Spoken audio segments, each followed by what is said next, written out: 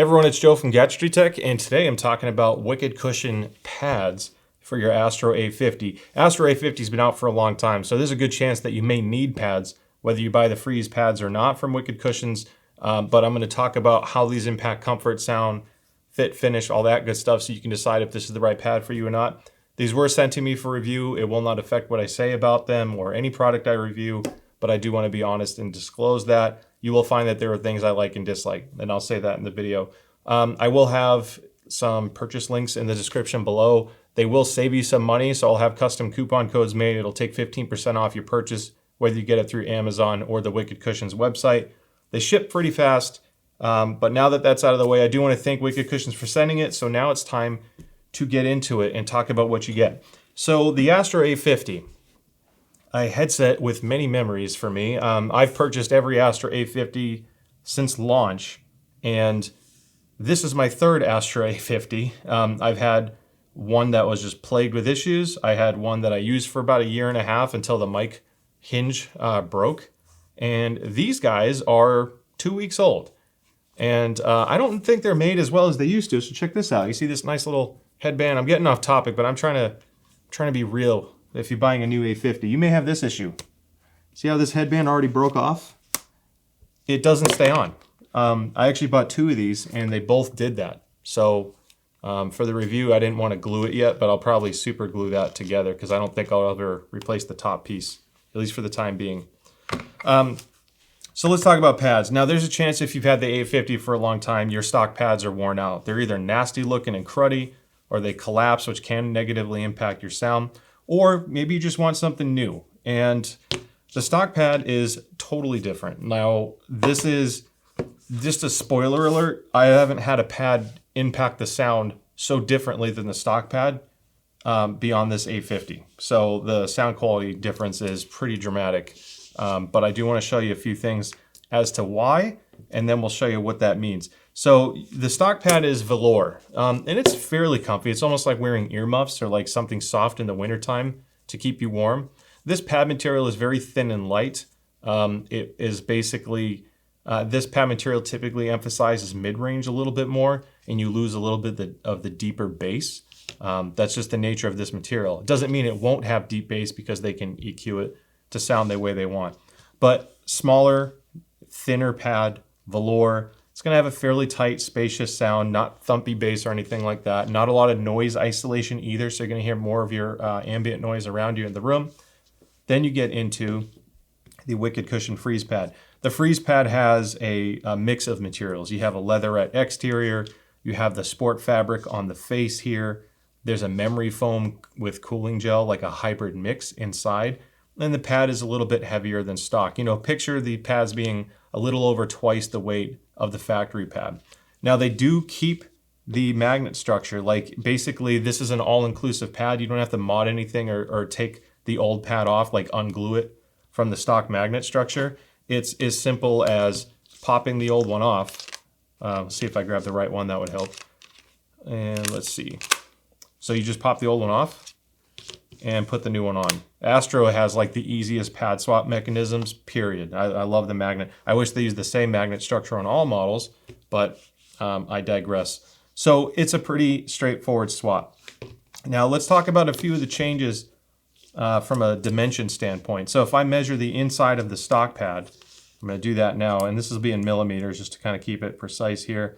I'm getting about 40 millimeters before I'm starting to compress the pad. I go to the Wicked Cushion Freeze pad and 45 millimeters, right about 45 millimeters. So you're getting 5 extra millimeters of clearance on the width. As far as height goes, I'm at, let's say 55 millimeters, about 55 millimeters, maybe 54. You go to the Astro pad and it's about the same. So you're really gaining some width, but not so much the height. Now, when you change the area inside of a pad, how much volume of air is inside, that will impact the sound. This is a thicker pad. That will also impact the sound. This has a different material. That will also impact the sound. So because these are so different, whether good or bad, you're going to have a very different sound profile. Now, before I get into that, I will say the comfort of these is significantly better for long term. Velour is one of those funny pads where you never get like sweaty for the most part, but they get warm pretty quick and it just stays that way. So you kind of take them off just to air it out a little bit, but they eventually get warm. These have a similar property. You won't sweat, but they do eventually get warm. Because there's more thermal mass, they just take longer to get warm. So overall, comfort-wise, with the thicker pad, these are more comfortable to wear because they're thicker, or wider, I should say. It clears my ears better. And it's more, for me, I prefer wearing these pads just for the comfort because the extra depth and padding just feels better. It fits my head better.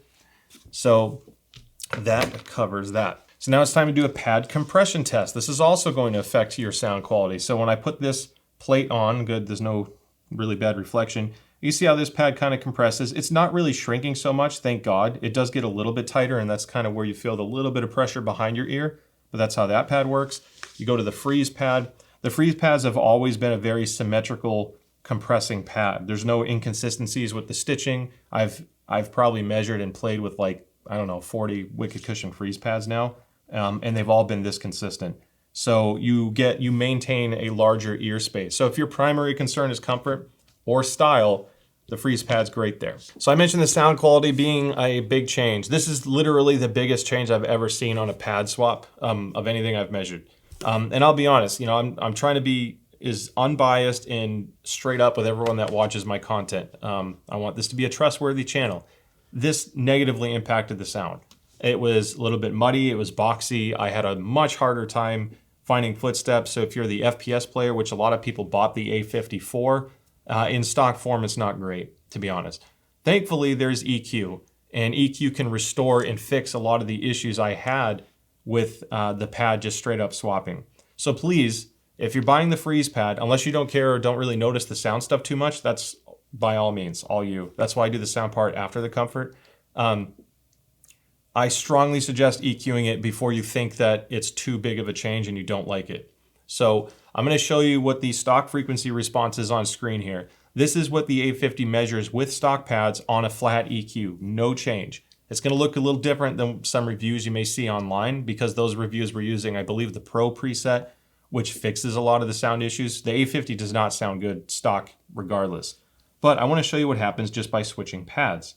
And as you can see, it is a mountain of bass, like a plethora, and it bleeds all the way into the mid-range, making things sound boxy and muddy, like I said. This is not an agreeable sound profile for most people. So we're going to obviously be EQing this to reduce a lot of that bass. And just to show you something called the Harman curve, this is like a target sound profile that a lot of people tend to agree on based off scientific study. You have a very different scope. I mean, if you look at the yellow line compared to the red, this is not quite lining up. So you can see why you'd want to do some EQ tuning. Now, I did 2 EQ tunes. I did the DAC tune. So if you're using Astro Command Center and you're playing on PC, you can use the DAC tune and it gets pretty good.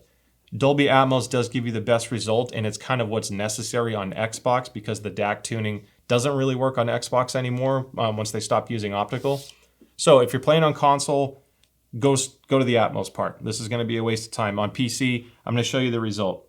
And you can see there's a massive difference, this bluish purplish line. And then even compared to the Harman curve, you can see I got much closer to a desired sound profile. Now, because of the way the DAC works for EQ tuning, I have a peak at 3000 Hertz, and then it still dips in the 4 to 5 kilohertz range before having a relatively agreeable sound profile. This is just the nature of how the DAC is impacting the sound. This isn't bad. It still sounded a little bit darker to me, like a little bit less clear and sharp than even what the frequency response shows in my case. This is an example of why my ear will sound different than what a measuring rig would necessarily measure, because we all have our unique ears, ear shapes, etc. So I want to show you the Dolby Atmos tune. The Atmos tune is lime green. Now, it's not perfect either. So let's get rid of a couple things here. First, we know that if I got rid of the flat pad, this is obviously a pretty bad EQ. But you compare it to the DAC tune versus my Dolby Atmos tune. The Atmos tune gives you a little bit more bass, so you can always pull down to 65 Hertz and then adjust accordingly. But I don't have the same peak that I had at 3000 Hertz. It still dips. And then it has, again, I increased the treble slightly beyond what the rig would typically target for the Harman curve because of how it sounded to me. I needed a little bit more sparkle up top before it sounded great. So now that you know that, I'm going to show you on the screen how to set these. If you are using the DAC tune, I will have the attachment in the video description below. All you have to do is click the link, download the Astro EQ file, hit the plus sign on Astro Command Center and import my EQ, and it'll fix it for Windows. On Atmos, you're gonna wanna look at this picture right here that I'm showing now. That picture, I have lines that I added just to give you a reference point. It looks extreme because it needed it, but just try to line it up the best you can and then tweak from there. If there's too much bass, pull those left ones down just a little bit more. If there's not enough, increase them. The same thing with the treble. If you needed more, you can adjust. But the big changes I made to the lower mid-range and the higher bass region, that pretty much had to happen to get this to an agreeable sound profile. And just in case you had stock pads and you decided not to switch, here is the frequency response I got by tuning the pads using the DAC, and I'll have that link in the description below. This is tuning more towards Harman Kardon. Not necessarily the best for everybody for gaming, but for music, it makes the A50 sound much better. So just a quick bonus thing in case you're looking for another preset to try. Now, just like the rest of the Freeze lineup, you get a lot of pad color choices to choose from. This is perhaps one of the biggest reasons why people buy the pads is for stylizing it and comfort. So you get the red camo, you get the black camo, Speed Racer, which has been one of my favorites. I love that vibe if you can't tell from what's behind me. Then you get the 90s black and white. My favorite though, now just obviously for the video I had the camo on, this makes it look so classy to me. And of course everyone has their own preferences on what you like or dislike, but the stock Freeze pad, which is the cheapest one, is 30 bucks in plain black, makes the A50 look so classy. I love that monochromatic look. It's my favorite pad, even though it's the simplest one. I just think it looks awesome on it.